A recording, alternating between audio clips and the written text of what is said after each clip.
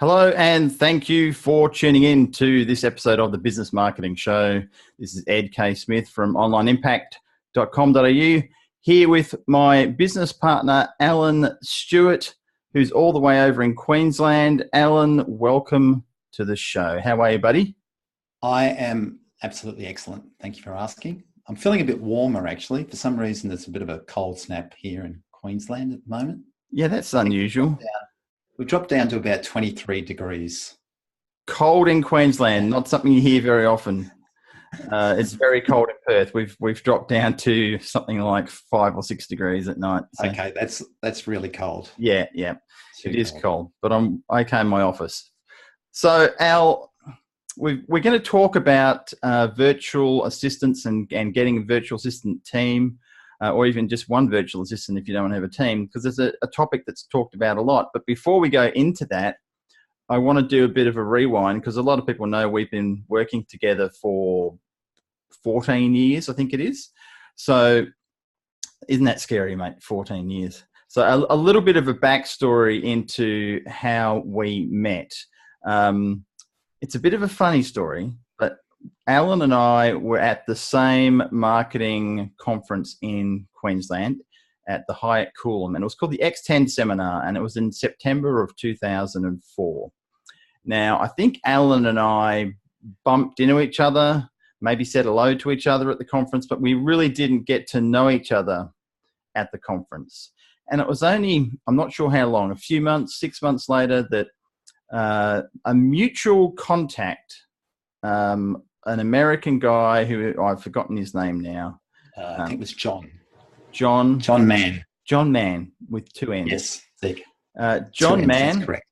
He contacted me one day and said, "There's this guy in Queensland called Alan Stewart. You two should talk." I can't remember the exact conversation we had. I do remember the very first conversation I had with Alan when we were both on Skype. And I was standing in my office with my very long lead that I have on my headphones, and I had a headset at that time. I was wandering around because I like to walk around a lot when I talk. So I was walking around talking to Alan, and it turns out that we go, "Oh, that's right, we were at this conference," and blah blah blah, and had lots of connections about different things. We're both in the marketing game, and so we decided to pool our efforts, and the rest is history, as they say. Yes. And we've had lots of interesting times, lots of interesting clients over the years. Yes. Cough, cough, clear. None will be mentioned, of course, and learnt lots of things on the way. And Alan, at the moment, is doing a lot of work with virtual assistants and putting together virtual assistant teams with people. So we're going to discuss that shortly, but I wanted to also go back a step, because you're watching this now on a podcast, and Alan was one of the people who actually got me into podcasting. The first person who I ever actually listened to on a podcast was a guy called James Martell, and he had and still does have a podcast called Affiliate Buzz, which I think is one of the longest running podcasts on the internet since about 2001. But Alan started his podcast. It was called the Marketers Podcast in around 2002, 2003. Doesn't run at the moment, but he ran that for a few years, had lots of interesting guests. I was one of those guests, so hence I know they were interesting. And that was one of the things that got me started. But I didn't start my own podcast, my first one, until 2007, so several years later. But I learned a lot from Al. He gave me some tips on how to do certain things. So he sort of gave me the push to get that going. So thank you, Al. I've been podcasting for 10 years now, which is wow, freaky. That went really quick. Yes, very quick indeed. So, mate, give us a bit of a backstory. How did you get into the marketing game? What was it that you were doing before you got into marketing, consulting, any of that sort of stuff?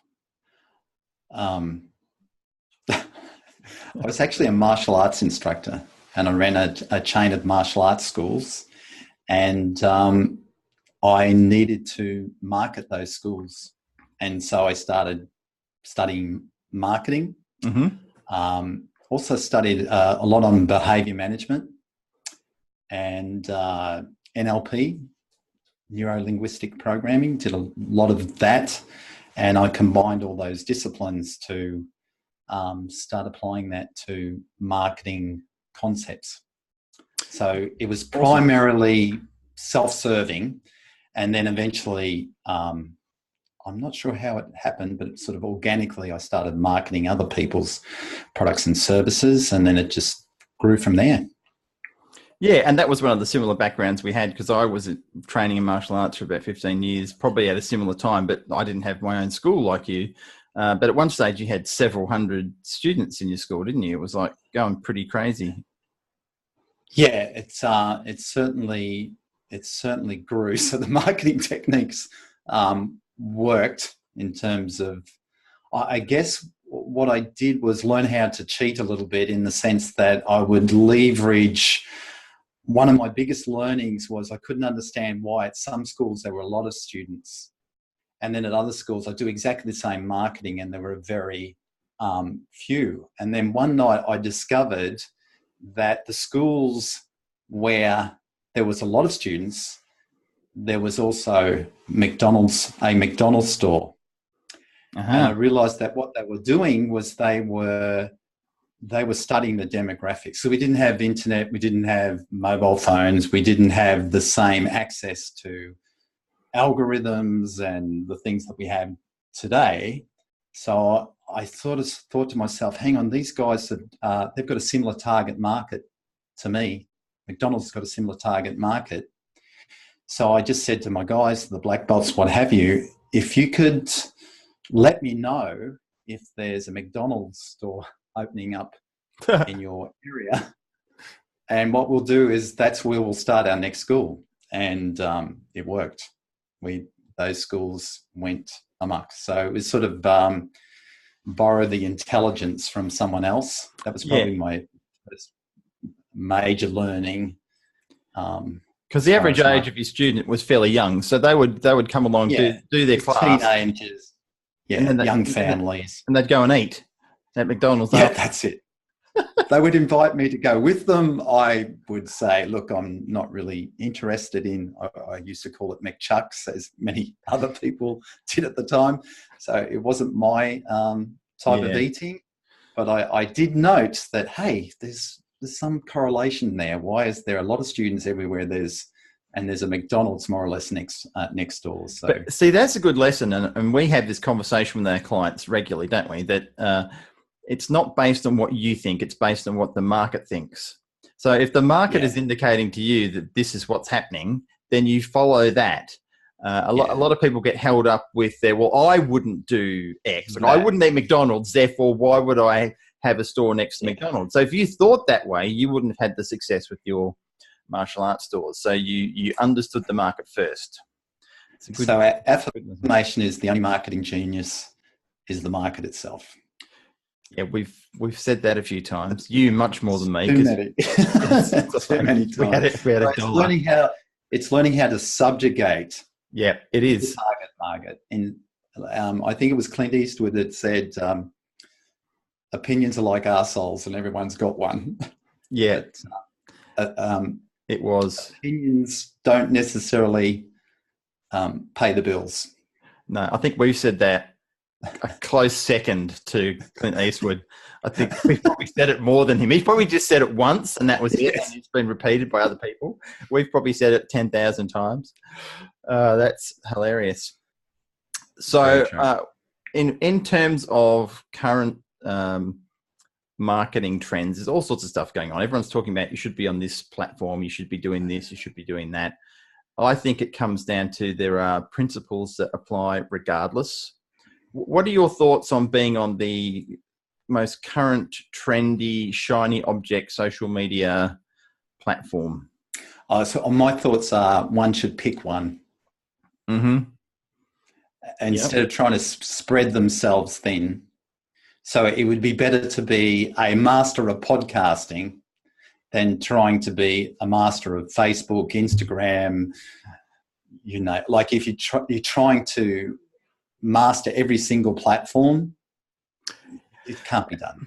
And So what at least about get and one what there. about the argument? I'm playing devil's advocate, as I like to do with you. What about if you want to be the master of podcasting, as your example? Shouldn't you be using all of the other social media platforms to get that podcast marketed? Sure, and not to the same extent that Yep. you're working on your podcasting. Yeah. So there's going to be a small percentage of time where Of course. the 80-20 rule would apply. So you would be spending 80% of your time working on the podcast, developing it, getting guests, building the site, getting at doing podcast marketing. Yeah. Not trying to do Facebook marketing and Twitter marketing and all these other things. Yeah. To the same extent. Yeah, and it doesn't mean you wouldn't use those. You would. Have yeah, of course. I'm not saying it's not. No, yeah. But you. Yeah. I think the challenge is that people try and be an expert and fully deep dive into each of the social media platforms, which that is, unless you've got a massive team that's doing that, then as a small business, it's next to impossible because you can't be working on your business and in your business at the same time. You got to pick one. Yeah. So it's just jack of all trades. Yeah. And most of these platforms tend to favour a particular niche or a particular community. So there are people who don't. Between you and I, there are people that don't actually listen to podcasts. Yes. There's a ton of people. There's a ton of people. There are people who don't even know what podcasts are. Yeah. Still to this day. So that may not be your target market if you're running podcasts. True. I only want people who listen to podcasts. There are people, surprise, surprise, there are actually some people who are a little bit over Facebook and don't actually use Facebook. Yeah, they did have Facebook marketer. They did have a big drop in their shares the other day due to all the stuff that's going on. I think they had $120 billion drop off their price valuation. Don't quote me on that, but that's a fairly big chunk of money. Anyway. So, yes, I completely agree. And you've got to know who your target market is and who you're trying to get in front of. And don't try and get in front of people who don't listen to podcasts if you're a podcaster. So who was it that said that a niche will make you rich, but if you try to please all the folk, you end up broke? I think it was Alan Stewart. I don't know who said that. But I don't want to claim that, but I think it's pretty smart. Again, I think you've said that more than the original person who said it. Well, yes. And they would have said a niche, but it doesn't rhyme with rich. True, niche. Yeah, true. You got to go for the yeah. If you're in Australia, we say niche. Yeah. Okay, cool. Too true. So the topic that we really want to dive into on this episode is virtual assistants. Now, a lot of people talk about having virtual assistants, hiring virtual assistants, having a team of virtual assistants. And it sort of sounds easy, and you can use different platforms like Freelancer and Guru, and there's a ton of them. There's like a gazillion platforms out there for getting individual jobs done. But if you actually want to hire and have as a permanent member of your staff, there's a much different process that you need to go through. So you've developed and learning with the building of our team of how to get people on board, you've developed a site called virtualassistantteam.com.au. That's correct. I've got the URL right. Yep, virtualassistantteam.com.au. We'll put that in the show notes. So how did that come about? Was that just because we kept on having clients asking for, can I have a virtual assistant? Or, we've been working with members of your team and they're really cool. I need to get one myself. How did it come about? Well, I think it came about more out of need, in the sense that quite often what was happening is a lot of the projects that we work a lot with small to medium businesses. Mm-hmm. And what I discovered is a lot of small to business, medium business owners are actually time poor. And indeed, they're trying to do everything. So they end up majoring in minor things. And that was fine. If that's how they wanted to run their business, that was fine. But it started to impact on us in the sense that we needed their input. We needed their intelligence to be able to help them market their business. Yeah. And then we're waiting. And we're waiting. Oh, can you get us this? And we're waiting. And we're waiting for, oh no, well, I've got to do this. I'm sorry, I've been really busy. Oh, I'm sorry, I've got to do this. I've got to answer my emails. I've got to take the phone calls. I've got to do all these other things. And so it came about because I said, look, really what one needs to do is to create a don't do list. Everyone creates to-do lists. What we really need to do is to create a don't do list, to find all those things that you as the owner of the business really shouldn't be doing. And then delegate that to someone who can do it, probably do it better than you, who will just focus on that so that can free up your time so you can focus on those things that you really should be doing, which is one of the major pillars is marketing your business. So we needed that information from them first. So what happened was I suggested to one client, why don't we get you a virtual assistant, explain the benefits of a virtual assistant, recruited a virtual assistant for them, and it worked. And they were delighted and we were delighted. We were happy, they were happy. And then what happened was they referred us to somebody else. So, by the way, I know this person who's in the similar position of mine and they need a virtual assistant. Can you find one? And then it just sort of grew organically from there. And then we decided, hey, well, let's formalize this. We'll put a website together. We'll start promoting it, and not just to our own clients, but new clients as well, that specifically after virtual assistants. So yeah, I guess it happened organically than we set out or planned to do it. Which is often the case with a lot of businesses. The demand creates the activity of building the business. So it's a bit of a minefield. I know a lot of people who have gone down the path of trying to get a virtual assistant, and it ends up not working out well. So in terms of the processes that virtualassistantteam.com.au is working through, what is it that you guys do in terms of making sure that you get the best person or people for the job and for the client? Well, so part of our point of difference came about because of the experiences that I had with hiring virtual assistants. And when I say full-time virtual assistants over the years, and I remember it was probably about 12, 13 years ago, and I'd gone to a BPO, business process organisation, I think that acronym stands for, to hire a VA. And I think at the time it was for a full-time worker, it was something like $1,400 a month. So we're talking 12, 13 years ago to hire this full-time worker. So 160 hours per month. Now, as I got to know, this was an Indian VA. It was I call him a little Indian guy who I really quite liked. And I think he wasn't terribly well trained, but he was teachable.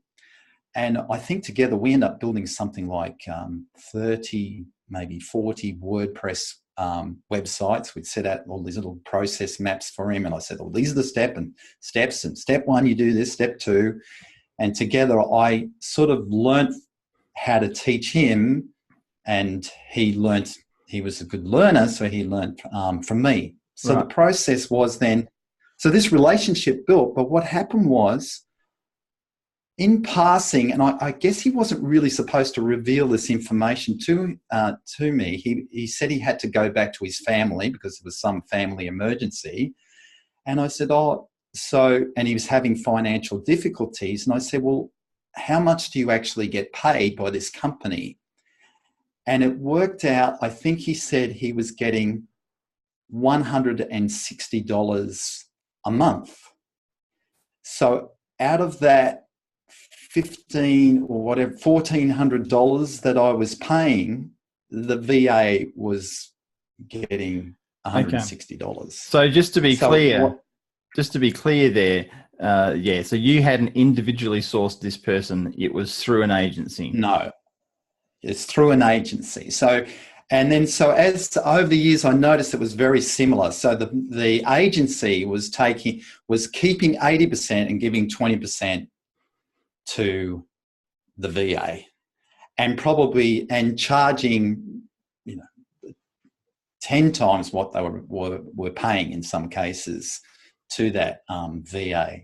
So what we did, because this was a way of trying to help our existing clients, we sort of turned that upside down, and we went the 80-20. So 80% was going to the VA, 20% was going to us in terms of, this is being totally transparent, 20% was going to us in terms of margin, being able to take care of exchange rates, being able to manage those VAs, and literally halving the cost of a managed VA for our clients.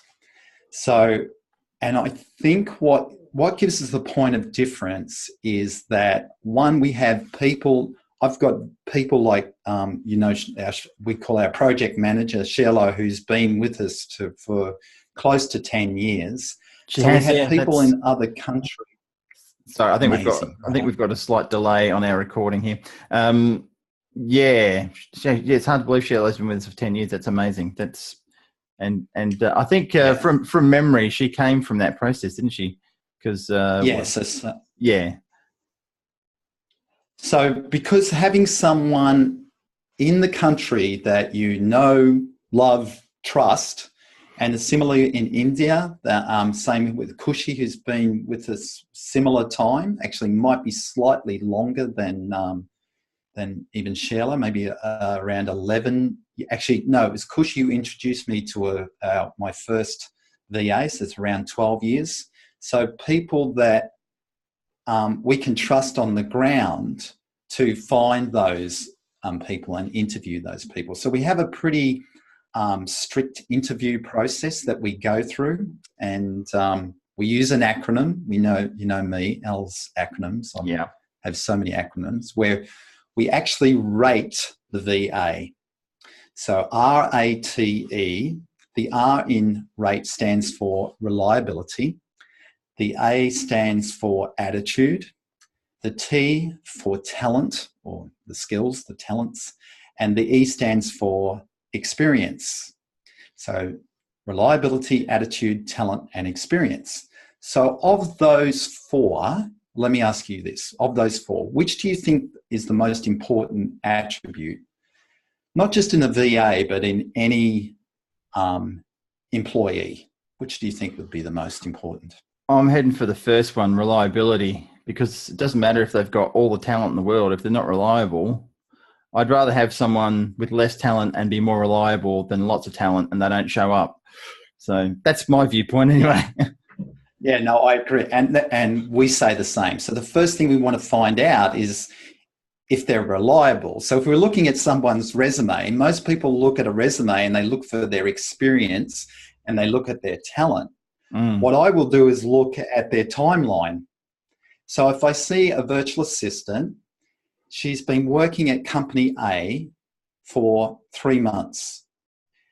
Then she's been working at company B for 3 months, company C for 2.5 months, company D for 3.5 months, company E for 3 months. So how long is she going to be reliable for on average? Yeah, 3 months. 3 months.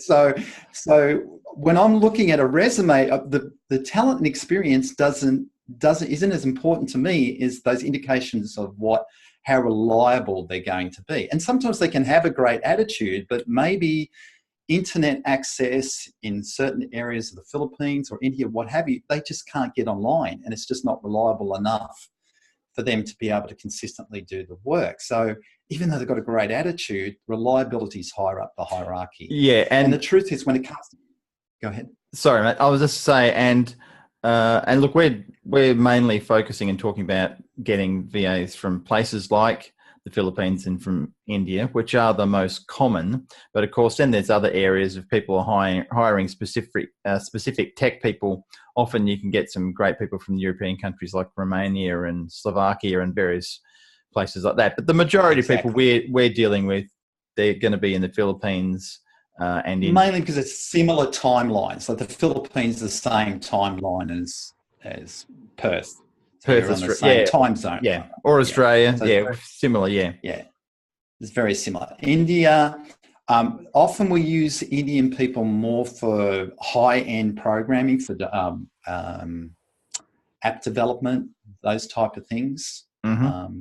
That's when we tend to use the Indian people. But when it comes to customer service, a personal assistant, then the Philippines would be possibly our first choice. And you're right, all those other locations that you mentioned are also, you can find extremely valuable talent there to help your business grow and what have you.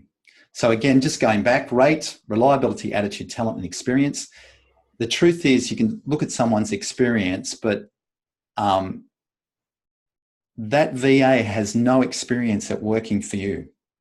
If they've never worked for you before, day one, if they've worked for you for one day, they have 1 day's experience. Yeah. That's it. It doesn't matter what they've done before because they've never worked for you. So those things should be lower down the hierarchy. If they're reliable, if they've got a good attitude, the talent and experience will come. Yeah, I suppose they need to have that core. You know, look, you're not going to hire someone to build WordPress websites that does not have a core foundation in building WordPress websites, but they may not necessarily do them exactly the way you want them to be done. But that is a teachable lesson that you can get them into the processes and systems that your company, whoever that company is using, and help mold them and guide them with that. So, but if they don't have the right reliability or the right attitude, the other things aren't going to happen. Yeah. So those things are obviously relevant, but we skew things towards, again, reliability and attitude, and we're pretty pedantic about who we provide as a virtual assistant. So we go through a recruitment process. They have to do at least 3 interviews before we actually present them to a client with us. So they interview, say, firstly with Shello or one of our project management team.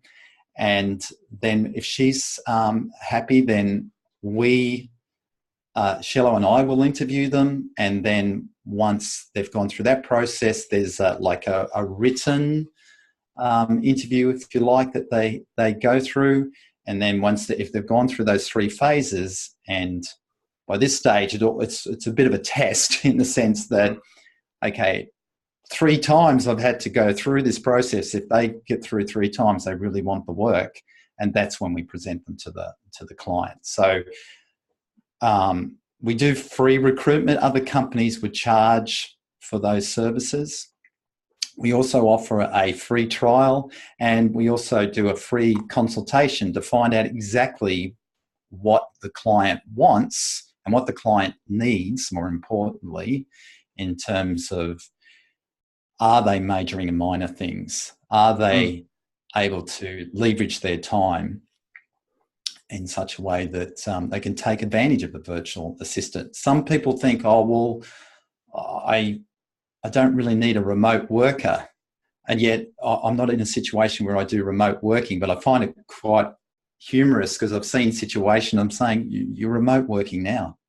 You and I are remote. You're in Perth, I'm in Brisbane. Exactly. This is remote. We're creating a podcast. This is remote work. Some people are in the same building and they're typing to each other on computers. That's virtual. Yeah. You know, Yeah. they're 100. messaging each other.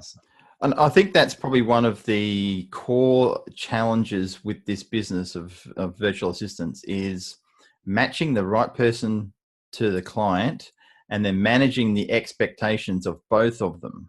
Because I think a lot of clients have weird ideas about what their virtual assistants are going to do, and some think they're 24 hours a day just waiting for a message to come through for them to leap up and go and do whatever for them, which is not the case. Yeah, they forget that they're people. Sometimes virtual assistants get treated like a software program. And why doesn't it just respond immediately to my needs, as you said, 24/7? And there are also the client needs to understand there are cultural differences. Like quite often, and then this is something I learnt in the early stages, is that I would delegate a task. This is particular with the Indian VAs. I would delegate a task to them, and I would say, "Can you install WordPress, please?" And I was thinking they would install WordPress, they'd set up the hosting, they would add all the plugins, they would do everything necessary that would be what I would call a full WordPress installation. Yeah. So then when I go back to them and I'd say, did you do the task? And they'd say, yes, I've installed WordPress. And I said, well, but there's no plugins installed. Well, you'd never be asking me to install the plugins, you know. So I didn't, because I didn't understand that culturally they needed to be micromanaged. And culturally, the Indians, they expected to be micromanaged. So if it wasn't natural for you to micromanage, then you would come unstuck because they were expecting it from you. Now, so if you created the expectation beforehand, hey, when I say set up WordPress, I mean add all the plugins, I mean set up the hosting, I mean et cetera, then that's it. Then that expectation, then there's less micromanaging. But you can, culturally, there are differences. There are things that need to be understood and addressed. And that's why there's a little bit of training of the client. There's also a lot of training of the VA to understand the differences in culture.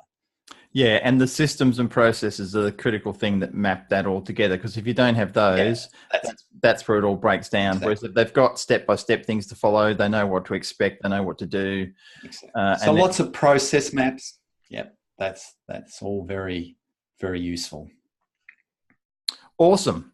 Okay, well, excuse me.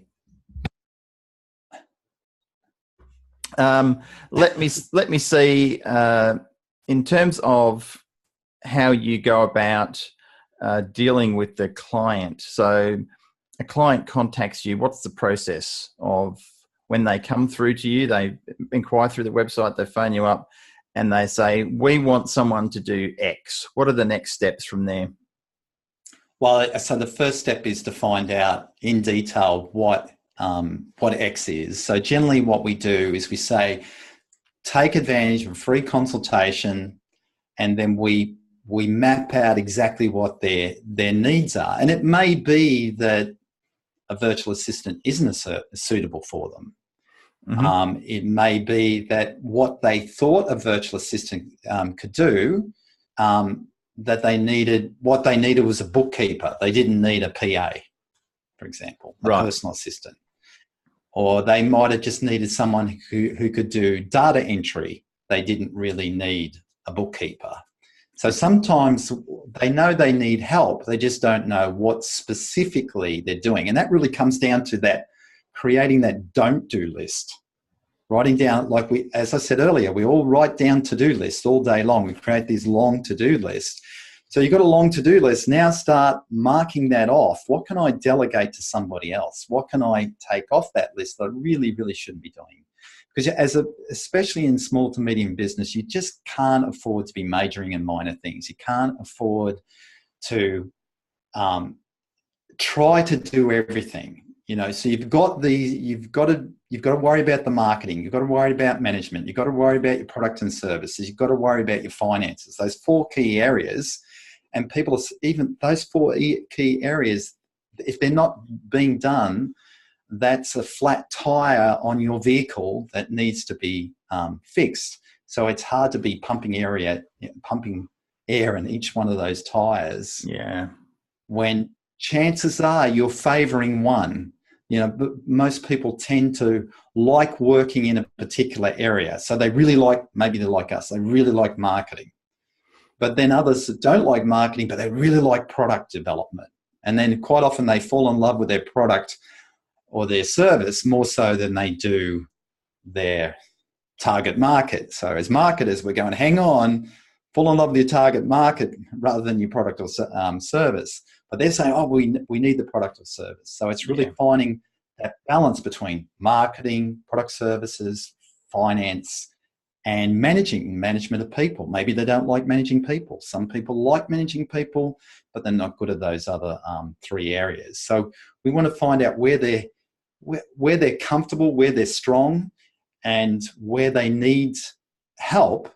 And so, okay, if it's marketing, let's get a virtual assistant who specializes in marketing. If they don't like doing social media, but they know they need it, well, let's get a social media specialist to do the work for them, rather than they do it. And it also comes down to the economy of it. Like, I'm still trying to work out, when is it correct that you should mow your own lawns? Never.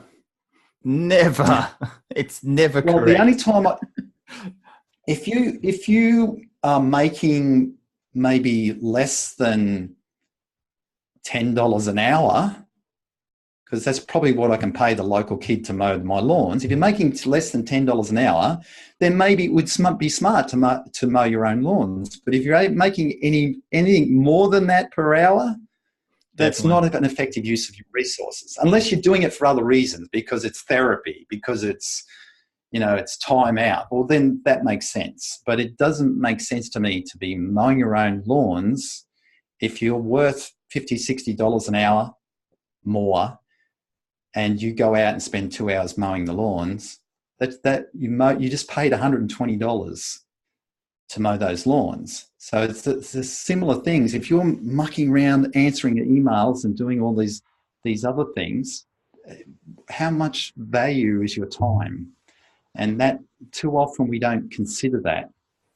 Yeah, that's a good point. And I think we've all been guilty of it at times, and still are, of working on $10 an hour stuff instead of $1,000 an hour stuff or $10,000 an hour stuff.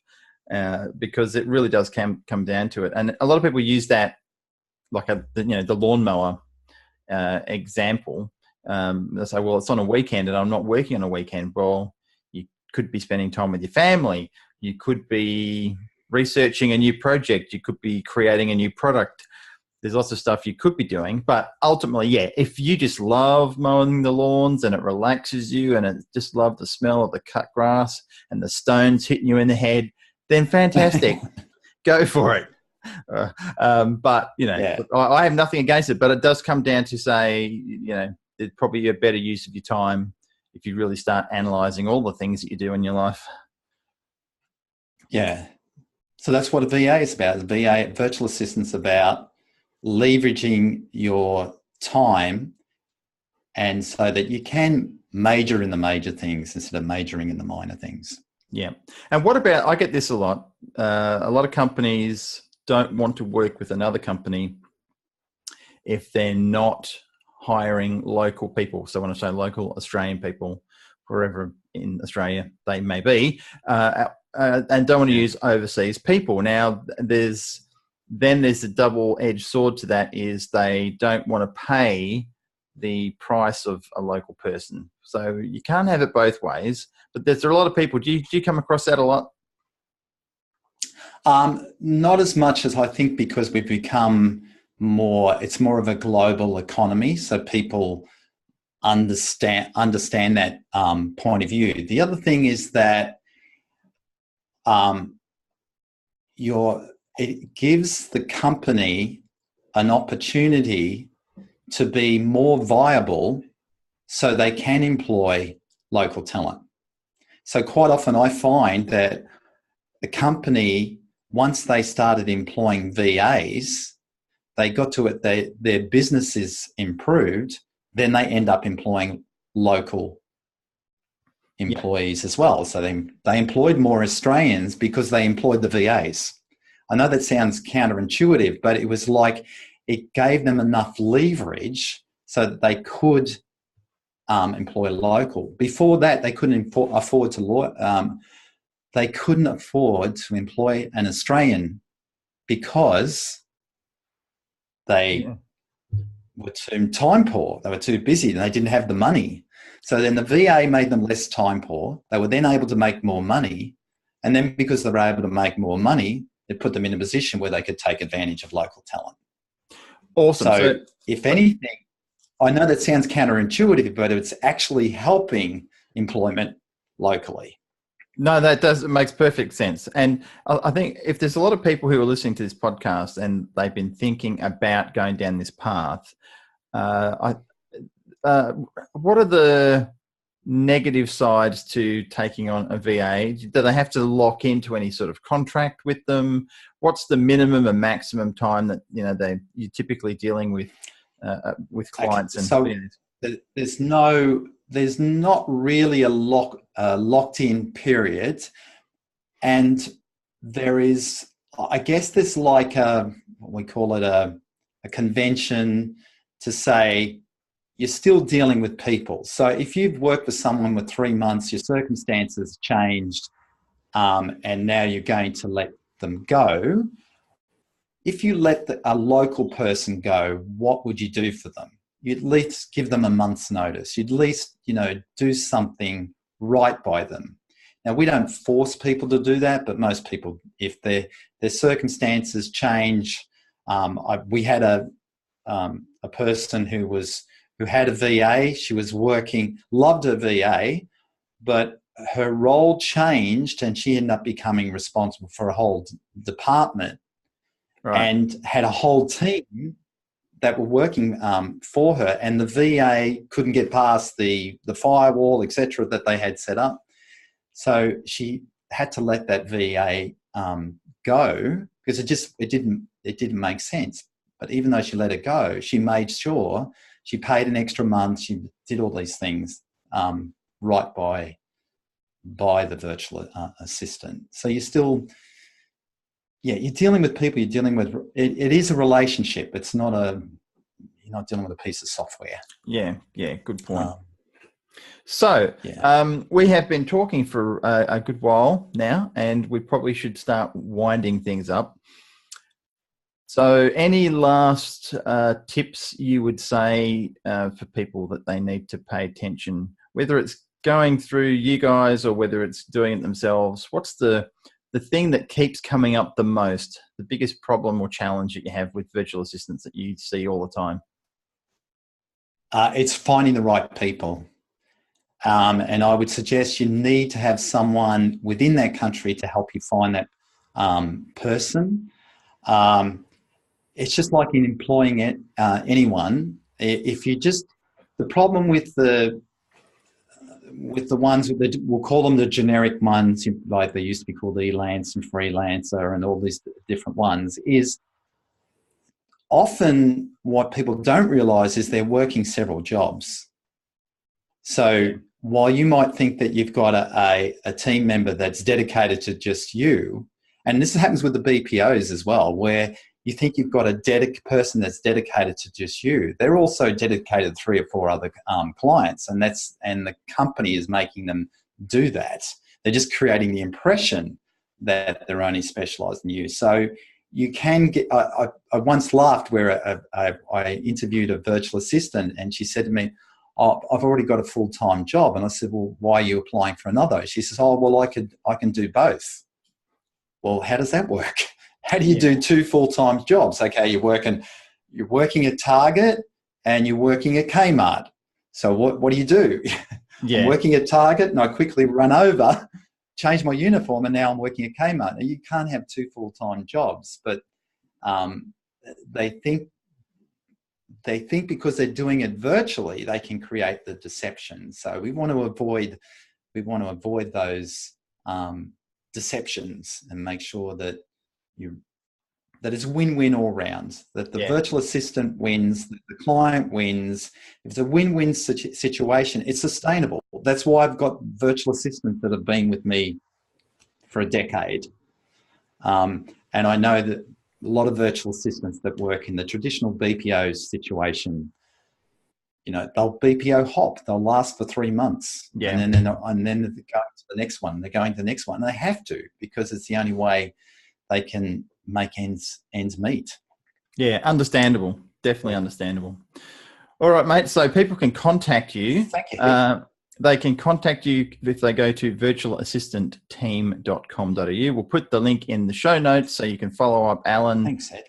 Or anyone who's going to respond to the phone call or the inquiry via the website.